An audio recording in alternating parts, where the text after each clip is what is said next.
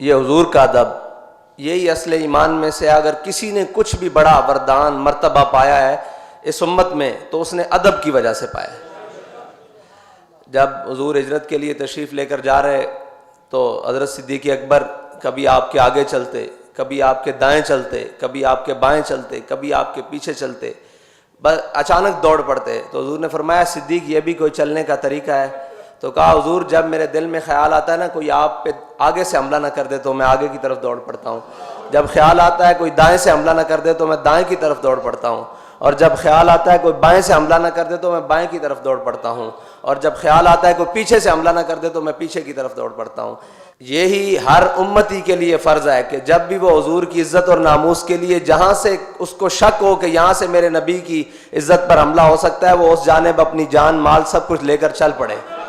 یہی امتی کے اوپر فرض ہے، کیونکہ یہ حضرت صدیق اکبر کی سنت ہے کہ جہاں سے بھی خطرہ ہو، حملہ نہ ہو جائے، صرف خطرہ ہو کہ یہاں سے میرے آقا و مولا صلی اللہ علیہ وسلم کی ناموس پر حملہ ہو سکتا ہے، اس کا اندیشہ ہو، اس جانب دوڑ پڑنا، یہ حضرت صدیق اکبر کی سنت ہے۔ اور وارفتگی سے دوڑ پڑنا، دیوانہ پن سے دوڑ پڑنا، یہ حضرت جناب صدیق اکبر کی سنت ہے۔ حضرت امام محمد سے کسی نے پوچھا کہ جناب آپ اتنے بڑے عالم کیسے بنے؟ آپ فرمانے لگے کہ مجھے خواب میں زیارت ہوئی حضرت آدم علیہ السلام کی۔ حضرت آدم علیہ السلام نے فرمایا بیٹا قرآن سناؤ۔ کہتے میں نے قرآن پڑھنا شروع کیا، اور پڑھتے پڑھتے جب میں پہنچا وَعَصَىٰ آدَمُ رَبَّهُ فَغَوَىٰ تو یہ آیت میں نے چھوڑ دی۔ جب میں نے یہ آیت چھوڑ دی تو میں پڑھتا رہا، جب میں نے ختم کیا تو حضرت آدم علیہ السلام نے پوچھا امام محمد آپ نے یہ آیت کیوں نہیں پڑھی؟ تو انہوں نے کہا حضرت میں نے، آپ اولو العزم رسول ہیں، میں نے آپ کے ادب کی وجہ سے یہ آیت نہیں پڑھی۔ تو حضرت آدم علیہ السلام نے فرماتے ہیں امام محمد کے مجھے سینے سے لگایا اور تمام علوم عطا کر دیے، یہ ادب کی وجہ تھی۔ اب حضور کی محبت اور صحابہ کا ادب، اس پر قبیلہ بنی عمر میں جب سید عالم صلی اللہ علیہ وسلم صلح کے لیے تشریف لے گئے، نماز کا وقت ہو گیا، مؤذن نے اذان دی، نماز حضرت صدیق اکبر پڑھانے کے لیے کھڑے ہو گئے۔ دوران نماز دو باتیں ہیں، ایک بات ہے کہ حضور نماز میں موجود نہیں ہیں، صحابہ کا خیال کدھر ہے، اور ایک بات ہے کہ حضور نماز میں موجود ہیں تب بھی صحابہ کا خیال کدھر ہے، دھیان کدھر ہے، نگاہیں کدھر ہیں، صرف دھیان نہیں نگاہیں بھی کدھر ہیں اور خیال بھی کدھر ہے۔ اسی لیے اقبال نے کہا تھا شوق تیرا اگر نہ ہو میری نماز، اس کا عملی نمونہ صحابہ کرام نے آگے پیش کیا، آپ سنیں۔ حضور دوران نماز تشریف لے آئے، اب صحابہ نے اپنی آنکھوں کے گوشوں سے دیکھا کہ حضور تشریف لے آئے ہیں۔ اب جب کوئی پیچھے سے نمازی، وہ تو امام الانبیاء ہے، نمازی کوئی آئے تو وہ اس جانب سے داخل ہوتا ہے نا، محراب کی جانب سے تو داخل نہیں ہوتا، وہ پیچھے سے آتا ہے اس طرح۔ حضور پیچھے سے تشریف لائے، صحابہ کو کیسے پتہ لگا؟ ہمارے قائد فرماتے تھے کوچا کوچا میں مہکتی ہے یہاں بوئے قمیص، اور یوسفستان ہے ہر گوشہ کنان عرب۔ تو کیسے پتہ لگ گیا آپ کو؟ حضور کی خوشبو آ گئی صحابہ کو، اور اسی خوشبو میں گم تھے کہ وہ کہاں ہیں۔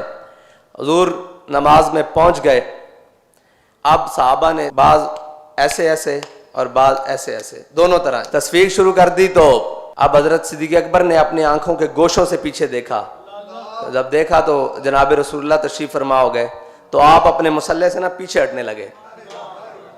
تو حضور نے فرمایا صدیق یہیں کھڑے رہیے اور نماز ادا کیجئے، مکمل کیجئے۔ آپ نے نماز نہیں پڑھائی بلکہ پیچھے آ گئے، اور پیچھے آ کے سید رسول اللہ صلی اللہ علیہ وسلم مصلی پر جلوہ گر ہو گئے۔ آپ نے نماز مکمل فرمائی، اور نماز مکمل فرمانے کے بعد جب سلام پھیرا تو حضور نے فرمایا صدیق میں نے جب آپ کو کہا تھا کہ آپ نماز مکمل کریں، آپ نے نماز کیوں نہیں مکمل کی؟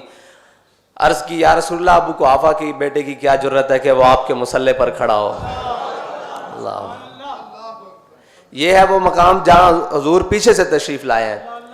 حضرت انس بن ابی مرصد الغنمی سرایہ میں جاتے ہوئے حضور نے صحابہ سے کہا کہ وہ سامنے چوٹی پر ہمارے لیے پہرا اس رات کون دے گا تاکہ اس جانب سے ہمارے اوپر دشمن حملہ نہ کرے؟ تو حضرت انس بن ابی مرصد الغنمی کھڑے ہوئے، فرمایا حضور میں پہرا دوں گا۔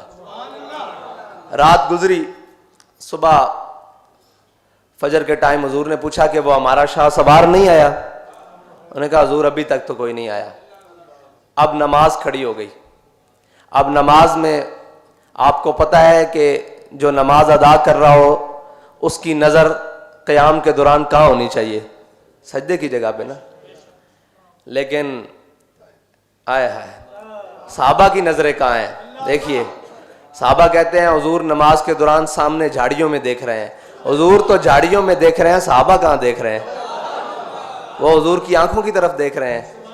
حضور پیچھے سے آئے، ان کا دھیان حضور کی طرف. حضور سامنے کھڑے ہیں، حضور سامنے دیکھ رہے ہیں، ان کا دھیان پھر حضور کی طرف. شوق تیرا اگر نہ ہو میری نماز کا امام، میرا قیام بھی حجاب، میرا سجود بھی حجاب. اسی لیے اقبال نے کہا مغز قرآن روح ایمان جانے دیں.